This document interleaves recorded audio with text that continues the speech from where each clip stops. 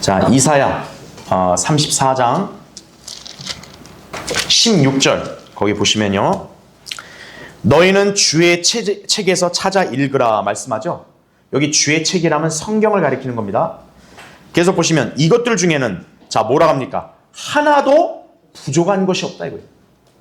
그 다음에는 여기 굉장히 중요한 표현이 나옵니다. 하나도 자기 짝이 없는 것이 없으리니 이는 바로 나의 입이 명령하였고 바로 그의 영이 그것들을 모으셨음이라 말씀하거든요.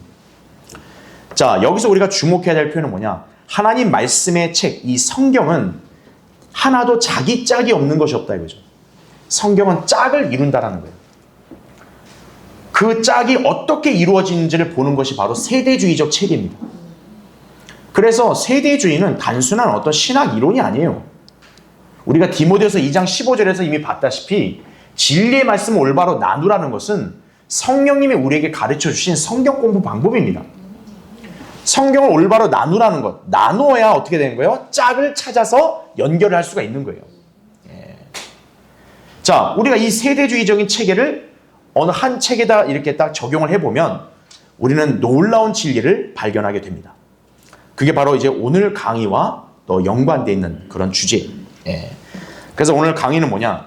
히브리서 11장을 우리가 보면서 여기서 세대적 진리가 이렇게 담겨 있다는 사실을 이제 우리가 살펴보려고 하는 것이에요.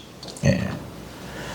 왜 히브리서 11장에 구약 시대의 믿음의 영웅들이 거기 등재가 됐을까? 왜 믿음의 영웅들의 순서가 이렇게 돼 있을까? 하나님께서 그냥 우연히 즉흥적으로 그냥 이 인물 저 인물 이렇게 기록하셨을까요? 아니라는 사실이에요. 예. 여기서 우리가 하나님의 깊은 의도를 발견할 수 있다는 얘기죠. 자, 그래서 맨 위에 보세요. 우리는 흔히 히브리서 11장을 자 뭐라고 부른다예요? 믿음의 장이라 부릅니다. 왜냐하면 믿음으로 누가 어떤 행위를 했다 다 이런 표현이 반복이 되기 때문에 그래요. 자, 구약에 등장했던 믿음의 영웅들의 행적을 보는데 자, 하나님께서는 히브리서 11장에서 단순히 믿음만을 계시해 주시지 않았어요. 그 안에서 많은 예표들이 등장을 합니다.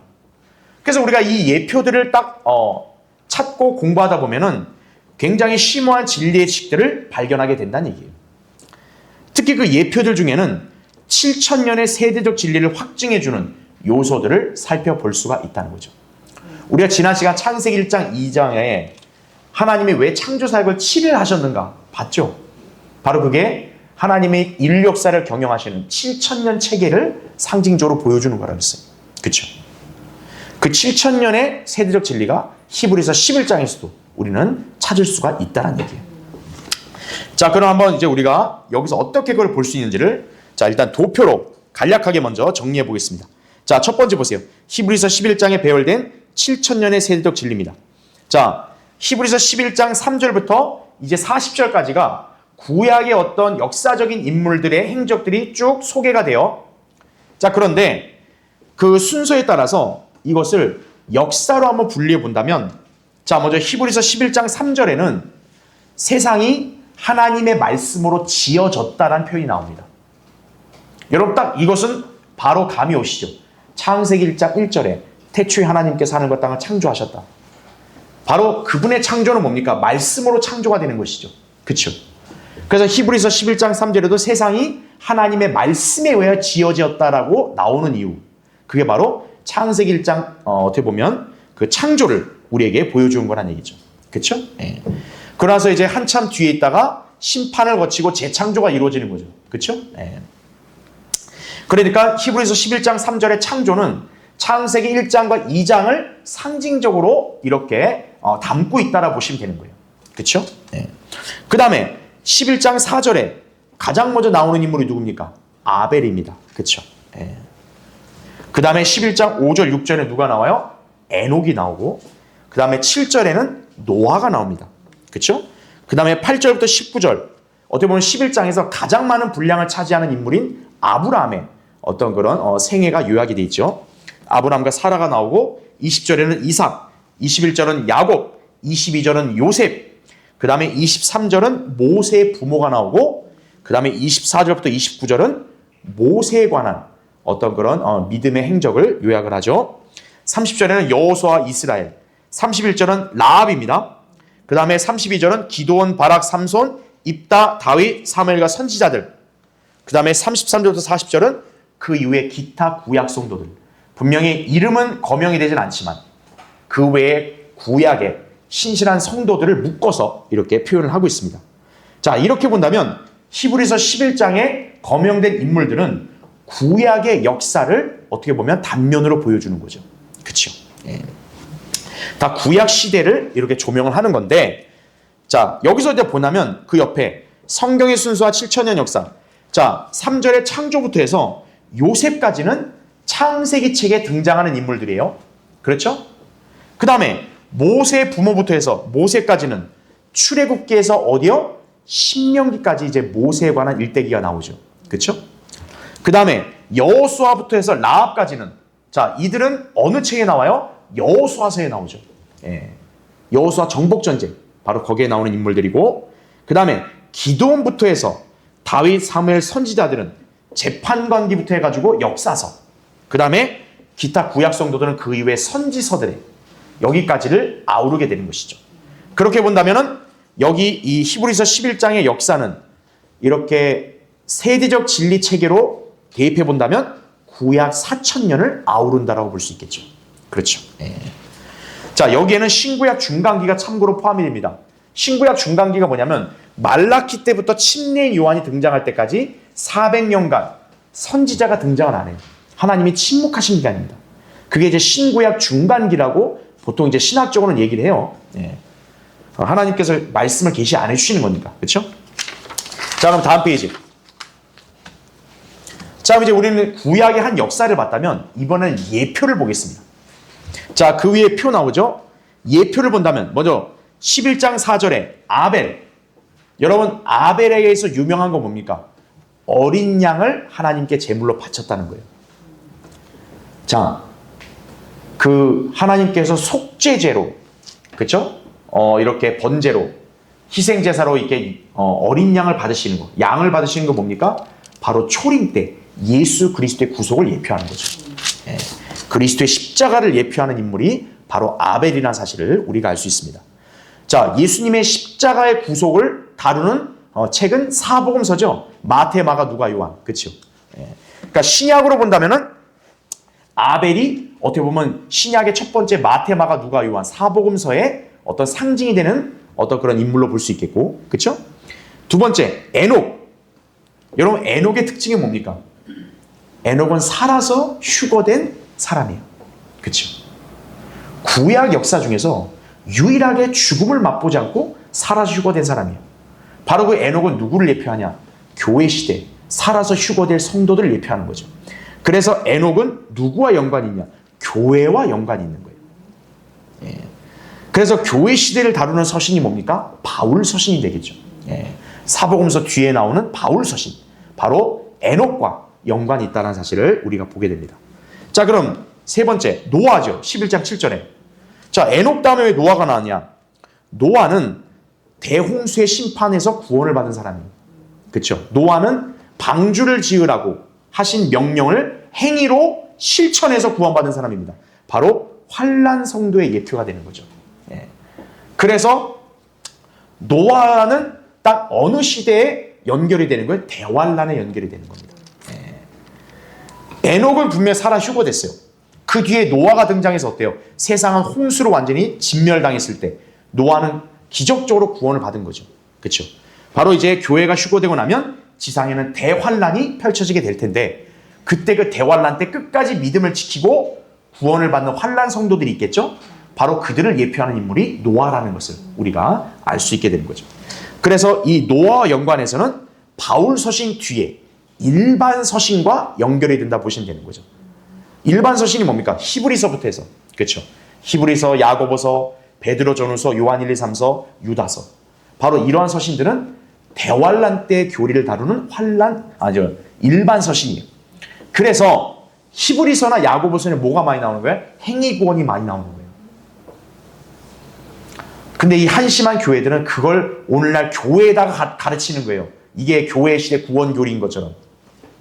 그러니까 야고보서 2장을 펴가지고 여기 행함으로 의롭게 된다고 이런 걸 가르치고 있는 거예요. 예. 그러니까 이것도 모르고 있는 거죠. 예. 바로 일반 서신은 교회 시대 교리서가 아니에요. 그래서 바울 서신과 구분이 되는 거예요. 그걸 구분 지어주는 게 바로 에녹과 노아라는 얘기죠.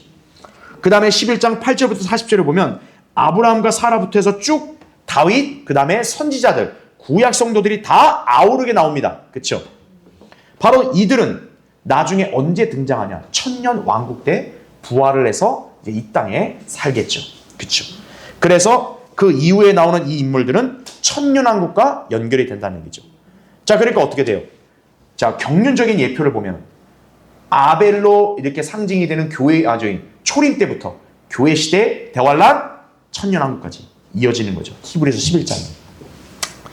그래서 천년 왕국을 다루는 책은 요한계시록. 이제 19장 11절부터 22장. 11절에 지상재림이죠. 지상재림 끝나야 이제 천년 왕국이 수립되는 거죠. 그래서 요한계시록 끝부분이 천년 왕국을 다룬다는 얘기죠. 경륜적으로 본다면 초림 때부터 교회 시대는 맨 오른쪽에 신약 2000년이 되겠죠. 이걸 제가 지난 시간에 호세아서에서는 이틀이란 말을 썼어요. 이틀. 바로 이틀이 2000년 신약 교회 시대를 가리키는 거죠. 그 다음에 7년간의 대환란을 거치고 나면 이제는 7번째 천년, 바로 1000년인 안식, 천년 왕국이 이 땅에 펼쳐지게 된다는 거죠. 그러니까 천년 왕국부터 영원까지 이어지는 거죠. 그러니까 어때요? 히브리서 11장의 그 인물의 구도를 보게 되면은 딱 구약의 한 역사를 이렇게 조명을 해준과 동시에 경륜적으로는 바로 초림 때부터 이제 천년왕국 때까지를 아우른다는 걸 우리가 볼 수 있게 되는 거예요. 그렇죠? 자, 그래서 두 번째 보시죠. 그래서 한번 정리해 보겠습니다. 7000년의 세대적 진리가 휘돌아서 굽이치는 히브리서 11장이라는 거예요. 예. 그 성경이라는 게 얼마나 참 신비롭고 위대한 책인지 아시겠죠? 예. 그냥 뭐 대충 보고 이런 책이 아니에요, 성경은. 자, 먼저 1번 보시죠. 아벨에 대해서 한번 살펴보겠습니다. 아벨에 의해서 바쳐진 양은 피 흘림 없이는 죄 사함이 없는 일을 보여준다는 얘기죠. 그렇죠. 왜 하나님이 카인의 제사를 거부합니까? 카인의 제사는 피 흘림으로 인한 제물이 아니라 자기 땀, 인간적인 자기의 노력을 통해 가져오는 그런 제물이었기 때문에 하나님이 거절하신 거예요. 아벨의 제물을 왜 받았냐? 아벨의 제물은 흠없는 어린 양의 피 흘림으로 바쳐지는 제물이니까 받으시는 거예요. 예. 그걸 보여주는 거죠. 그래서 아벨은 자신을 대신에 피 흘려 죽은 양을 통해서 어때요? 하나님께 받아들여진 거예요. 아벨이 완전해서 받아들인 게 아니라 아벨이 바친 하나님의 법에 따른 그 어린 양의 제물 때문에 어떤 거예요? 하나님이 아벨을 받아준 거죠. 그렇죠? 자, 우리 역시 마찬가지입니다. 우리가 하나님 보시기에 뭔가 의롭고 경건해서 하나님이 우리를 받아주는 게 아니에요. 우리도 어때요? 우리를 대신에 피 흘려 죽으신 하나님의 어린 양 예수 그리스도 때문에 우리가 하나님께 받아들여지게 된 거예요. 예. 그게 에베소서 1장 6절에 나온 말씀이죠. 하나님께서 그 사랑하시는 이 안에서 우리를 받아들이셨다라고 말씀하는 거예요. 그렇죠? 그 다음에 괄호 2번 히브리서 12장 24절에는 이런 말씀이 있어요. 새 언약의 중보자이신 뭐라 그래요? 예수. 그렇죠? 그 다음에 아벨의 피보다 더욱 좋은 것을 말하는 뿌리는 피에 이르렀느니라. 이렇게 기록되어 있어요. 이 말씀이. 자, 여기서 우리는 무엇을 딱 보게 되냐면 예수 그리스도의 피와 아벨의 피를 극명하게 대조하고 있다는 걸 보여주는 거죠. 그러니까 예수 그리스도의 피는 어때요? 아벨의 피보다 훨씬 더 좋다는 거예요. 왜냐? 아벨의 피는 이제 아벨이 죽고 나서 흘려질 때 하나님이 뭐라 말씀하냐? 네 아우의 그런 억울함, 부르짖음이 땅에서 들린다라고 하나님 말씀하세요. 그게 뭐냐면 아벨의 피는 자기가 억울하게 죽었다라는 것을 하나님 앞에 하소연하면서 복수를 요구하는 겁니다. 예. 그러니까 구약 시대는 어때요? 피 흘린 사람은 반드시 죽이라고 했단 말이에요. 왜 구약 시대는 그렇게 했냐? 눈에는 눈, 이에는 이. 피를 흘렸으면 그 피가 보복을 요구하는 거예요. 그래서 구약 성경은 항상 복수를 대가로 지불해야 돼요.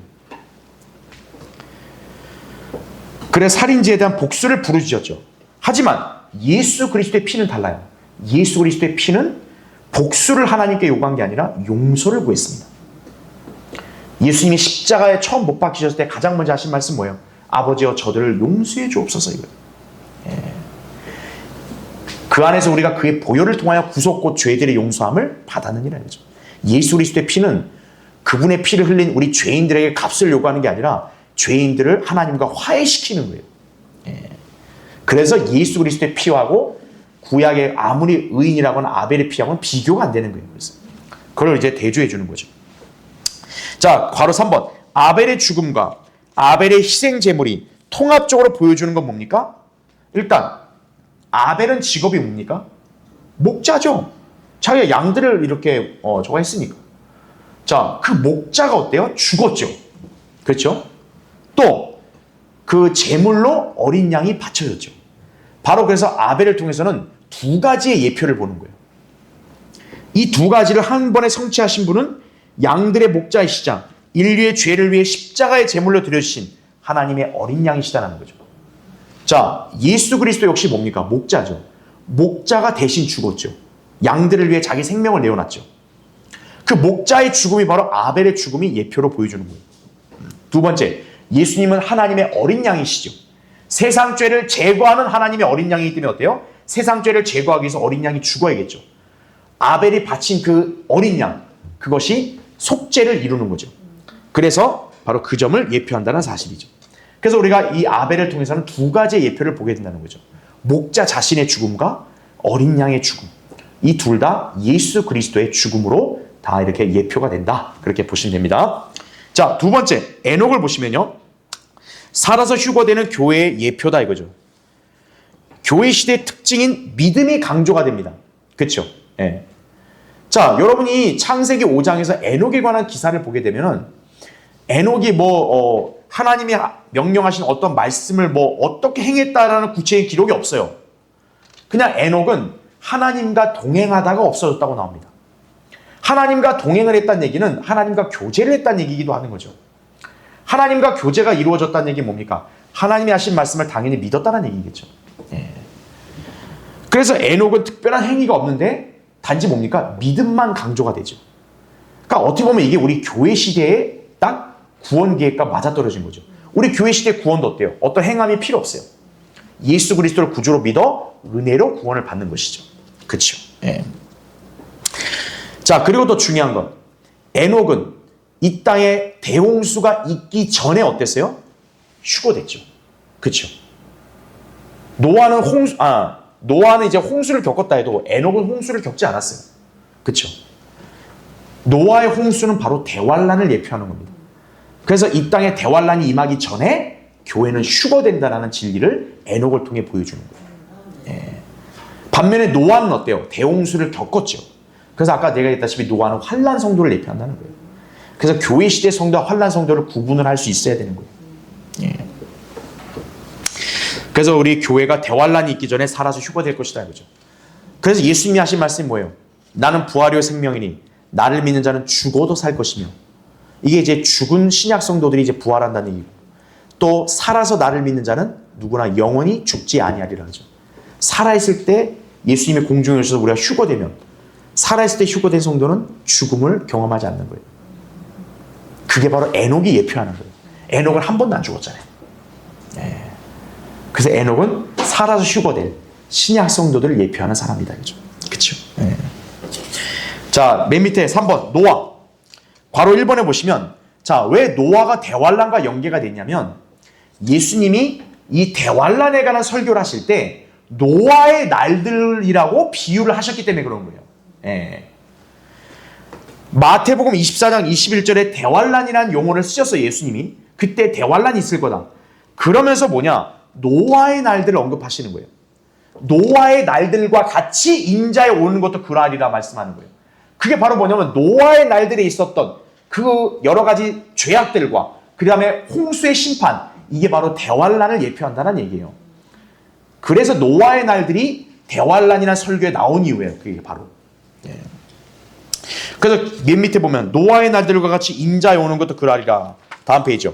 홍수 전에 그들이 어때요? 먹고 마시며 장가고 시집가고 하기를 노아가 방주로 들어가던 날까지 하다가 홍수가 나서 그들을 모두 다 쓸어버릴 때까지 그들이 알지 못하였던 것 같이, 그 다음 뭐라고 합니까? 인자에 오는 것도 그러하리라 말씀하는 거죠. 네. 그래서 마태복음 24장은 교회 시대의 교리가 아니에요. 신약 성도의 구원 교리가 아닙니다. 거기에 감리교 단골 멘트가 나오잖아요. 끝까지 견디는 자는 구원을 받으리라. 그걸 갖다 쓰고 있는 거예요. 답답하게. 거기 문맥이 뭡니까? 대환란이라 나오잖아요. 대환란. 교회는 대환란과 관계가 없는 거예요. 바로 그 대환란 때 남아있는 환란 성도들의 예표가 된 인물이 누구다? 노아라는 거죠. 노아가 어떻게 살아남은 거예요? 노아는 하나님이 일찍이 은혜를 찾아서 방주를 지으라고 명령하셨습니다. 자, 노아가 하나님 말씀 들었죠. 예, 방주 짓겠습니다. 근데 노아가 말씀을 들었다 해놓고 방주를 안 지으면 어때요? 방주를 짓는 행위가 없었으면 노아도 죽는 거예요. 하나님이 방주를 지어 명령했으면 예 하고 어떻게 해야 돼요? 방주를 지어야 돼요. 그게 믿음과 행위라고요. 노아는 뭘 믿었냐? 하나님이 홍수로 진멸한다고 하는 것을 믿은 사람이에요.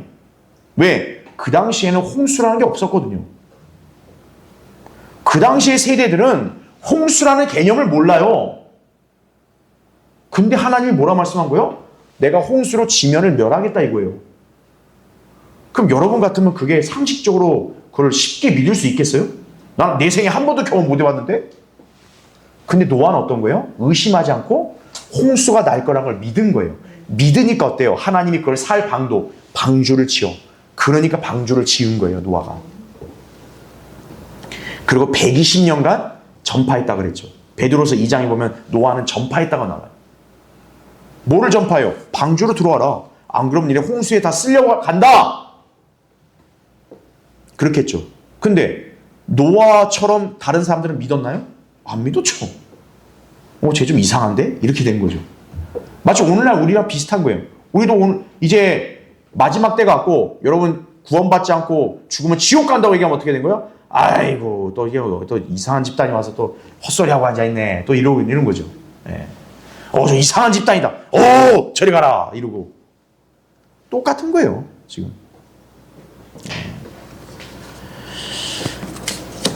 바로 노아는 뭡니까? 자기가 하나님께서 하신 말씀을 믿었고 그 믿었으니까 어때요? 행위로 그걸 입증한 거예요. 방주를 만들라는 행위로 입증한 거예요. 그게 환난 성도의 구원책이죠. 환난 성도들도 하나님 말씀을 믿고 행위로 끝까지 그거를 지켜야만 순종해야만 구원을 받는 거예요. 그래서 노아는 환난 성도의 예표가 된다는 얘기예요. 바로 2번 보세요. 노아의 날들을 인자에 오는 것, 재림과 연관시키고 있다 이거죠. 따라서 노아의 대홍수는 재림 전에 있을 무슨 때? 야곱의 고난의 때. 예레미야 30장 7절. 그러니까 대환란은 뭐라고요? 야곱의 고난을 받는 때예요. 야곱은 이스라엘이잖아요. 교회가 아니고. 그렇죠? 자, 노아와 그의 가족은 대환란 때 믿고 남은 자, 환난 성도를 예표한다. 그다음 괄호 3번 보세요.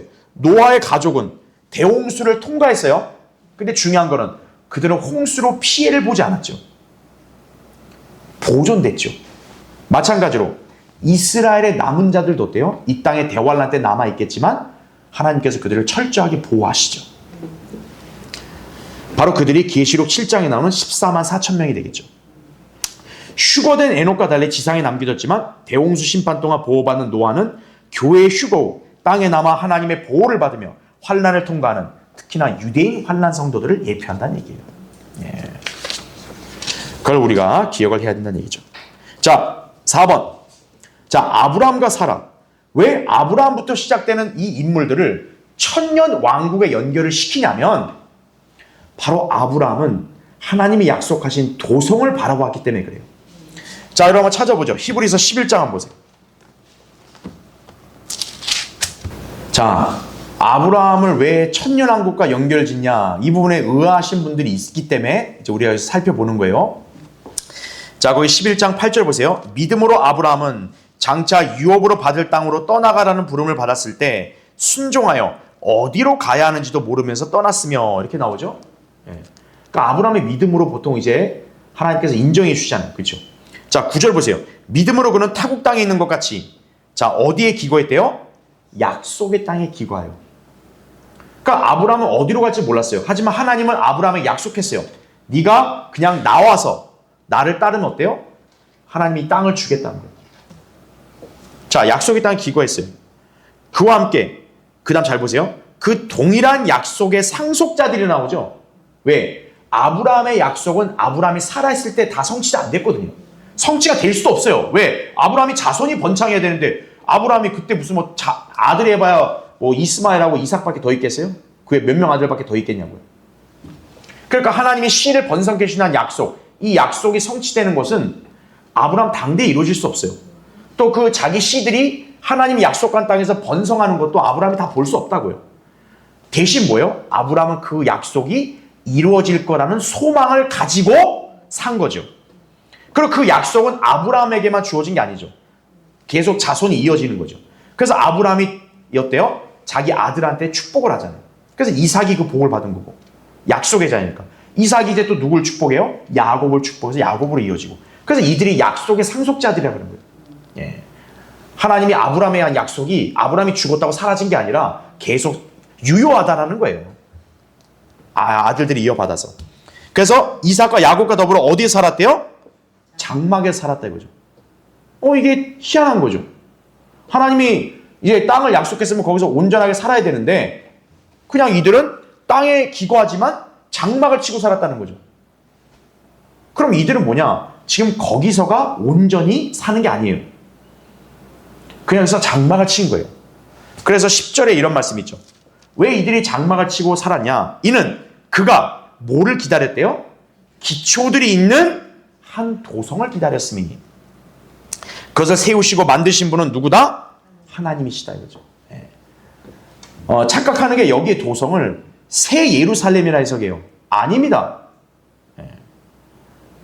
아브라함을 우리 믿음의 조상이라고만 자꾸 그렇게 거기에만 매몰되어 있다 보니까 여기 아브라함이 도성을 기다린 거는 하늘의 새 예루살렘이 아니에요. 아브라함에게 기본적으로 하신 약속은 뭐였어요? 땅입니다. 아브라함의 육신의 자손인 이스라엘은 하나님이 약속의 땅을 주는 거예요. 그 땅의 도성이에요. 바로 그게 뭡니까? 예루살렘입니다. 예. 그럼 여기에 있는 기초들이 있는 도성이란 게 뭐냐? 바로 천년왕국 때 예루살렘을 말하는 거예요. 예. 그래서 그걸 세우시고 만드신 분은 하나님이시니라 이렇게 말하고 있는 거죠. 그렇죠? 예. 그러면서 그 밑으로 내려와 13절 보세요.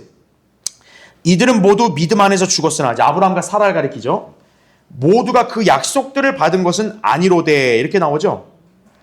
자, 아브라함이 하나님의 약속을 모두 안 받은 건 아니에요.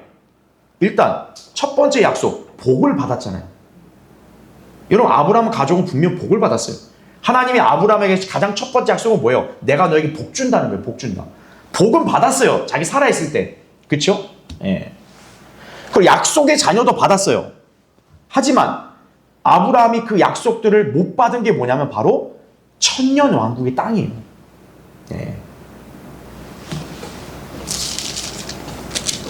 그래서 아브라함은 그 약속까지 받았기 때문에 아브라함에게 하신 약속이 온전히 이루어지려면 아브라함이 천년왕국의 땅, 더 나아가서 뭐예요?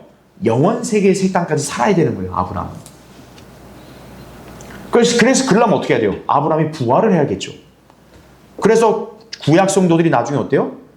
환난 끝에 부활하는 거예요. 환난은 휴거 끝에, 재림 직전에 부활하는 거예요. 그래서 그들이 천년왕국에 사는 거죠.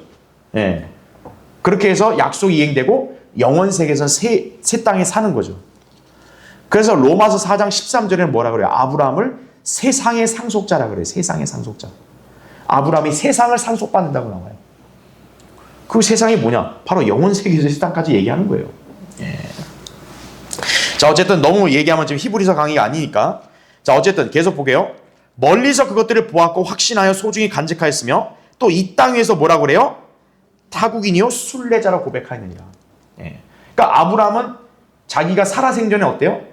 야, 난 여기서 집 짓고 난 여기서 그냥 딱 눌러앉아 살 거야 이렇게 안 했다는 얘기예요. 아브라함은 어때요? 항상 타국인 순례자 같이 산 거예요. 왜? 지금 현재 여기에 내 삶이 내 영원한 정착지가 아니다는 거죠. 계속 그 장막을 치고 산 거예요. 언제든 옮기고 가야 되기 때문에. 하나님께 나에게 약속하신 그 온전한 땅으로 언젠간 나는 거기가 내가 앞으로 있어야 될 본향이다. 그 마음을 갖고 살았다는 얘기예요. 자, 그래서 14절 이는 이런 것들을 말하는 사람들은 자신들이 본향을 찾고 있어 분명히 나타낸 것임이라 이렇게 나오죠. 그 다음에 16절 보면 이제 그들이 사모하는 것은 더 좋은 본향 곧 하늘에 있는 것이라 나오죠. 자, 여기서는 이제 아브라함과 분리가 되는 거예요. 바로 여기는 누구냐? 아브라함과 같이 타국인이요 순례자라고 고백하는 성도들을 가리키는 거예요. 예. 그러니까 아브라함은 하나님이 약속한 그 장차 주실 땅을 소망하면서 어때요? 항상 자기가 현재는 타국인 순례자로 산 거예요. 마찬가지로 이 땅에서도 어때요? 아브라함과 같이 이 세상을 자기의 본향으로 여기지 않고 나그네요 타국인으로 사는 성도들은 바로 어때요? 하늘에 본향이 있다는 걸 얘기하는 거예요. 그래서 16절에 나오는 여기 그들은 누구를 가리켜요? 바로 신약 그리스도인들을 가리키는 거예요. 그래서 여러분이 여기 아브라함과 신약 그리스도인들을 구분할 수 있어야 되는 거예요. 그래서 예. 그냥 일반 교회들이 이것도 구분 못하는 거예요. 그러니까 이스라엘이 회복이 돼서 천년왕국 때 예루살렘에 있어야 되는 그걸 믿질 않는 거예요. 이 사람들이. 예. 이걸 다 하늘의 도성으로 뭉뚱그려 해석하는 거예요. 그게 아니라는 거예요. 예. 13절까지는 아브라함이 기다리고 있던 도성은 바로 장차 이제 이스라엘이 또 거하고 또 거기에는 천년왕국의 예루살렘 뭡니까? 하나님이 계실 거 아니에요. 예수 그리스도가 계실 거 아니에요. 그게 주께서 거기 계시다. 에스겔 48장 35절에 나오는 바로 그 명칭으로 불리는 도성이라고요.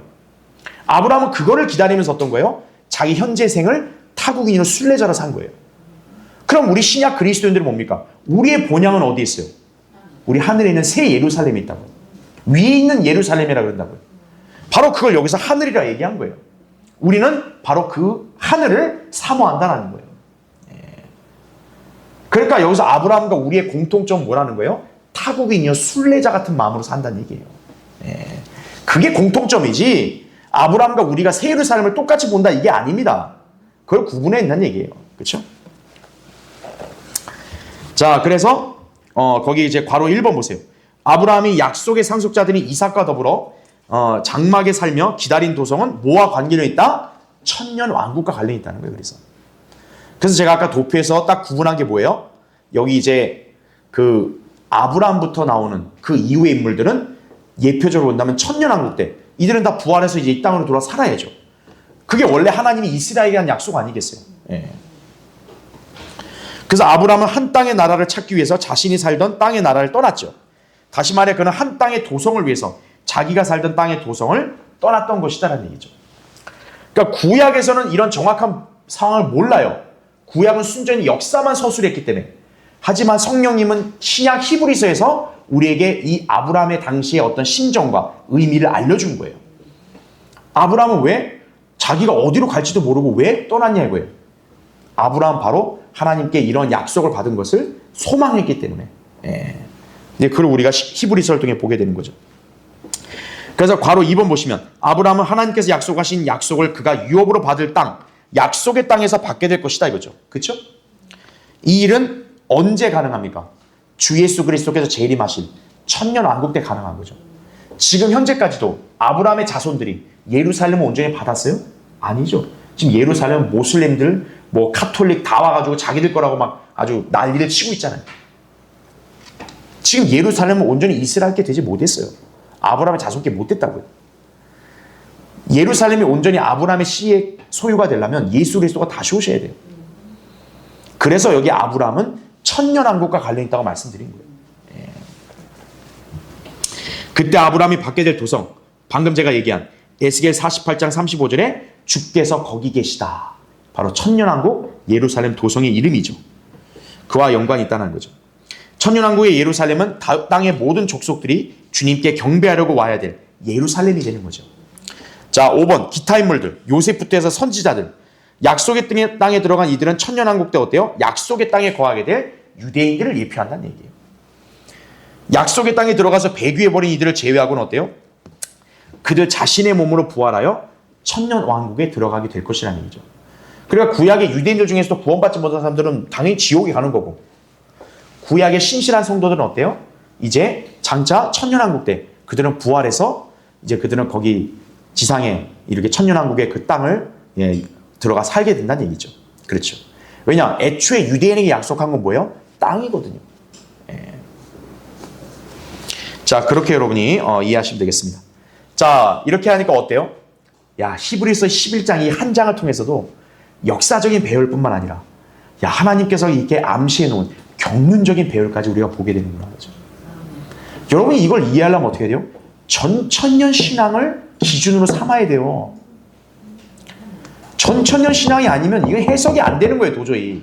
이게 엉망이 되는 거예요. 그 사람들이 볼 때는 이게 뭐야? 이렇게 되는 거예요. 이 일반 교회들은 이런 걸 갖다 주면 모르는 거예요, 그냥.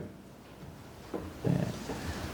여러분이 바른 성경이 있고 바른 성경적 신학과 체계를 배웠고 하나님이 가르쳐 주셨기 때문에 이 히브리서 11장에 담겨있는 심오한 진리를 이해하게 되는 거예요. 자, 결론적으로 히브리서 11장은 구약의 사건들로 신약을 예표하는 겁니다. 그래서 예표를 통해 세대적 진리를 확증하고 있다는 거죠. 성경의 순서 역시 뭐로 되어 있어요? 7,000년 체계로 되어 있는 거예요. 7,000년 체계. 성경은 7,000년의 세대적 진리를 담은 하나님의 책임이 확인된다는 사실을 여러분 아셔야 됩니다. 네. 자, 여러분 이거 잘 공부하시기 바랍니다. 다음 시간에 또 다른 주제 하겠습니다.